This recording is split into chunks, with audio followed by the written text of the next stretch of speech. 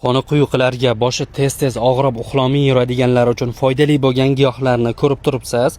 Bular o'sha ko'pchilik bilgan qizil barbaris, eronniki, qalampirmunchoq, jasmin guli, karkade choyi va kardamon. Bularni bitta qilib damlab iste'mol qilsangiz bormi, qoningizni suyultirishga yordam beradi, tozalashga ham, ko'paytirishga ham yordam beradi. Yana asabingizni ham tinchlantirib, uyquni ham yaxshilab beradi. Bosh og'rig'iga ham juda ham foydasi katta. Mana shu qizil barbaris, eronniki, bu davriyniga, qonga juda ham foydali. Qalampirmunchoqni ko'pchilik biladi foydalisini. Jasmin guli bosh og'rig'iga, uyquni yaxshilashga yaxshi. Karkade esa bu ham davriyniga, qonga yaxshi. Kardamon yurak qon tomirlariga yaxshi.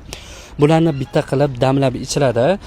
Qanaqangi damlab ichamiz deganlarga, mana misol uchun kardamondan 2 ta dona olasiz, qizil barbarisdan 1 choy qoshiq, qalampirmunchoqdan 4-5 ta dona, jasmin gulidan 1 choy qoshiq va karkadidan 1 qism olib 1 litr qaynagan suvga damlab, o'shani kun davomida iste'mol qilsangiz bo'ladi.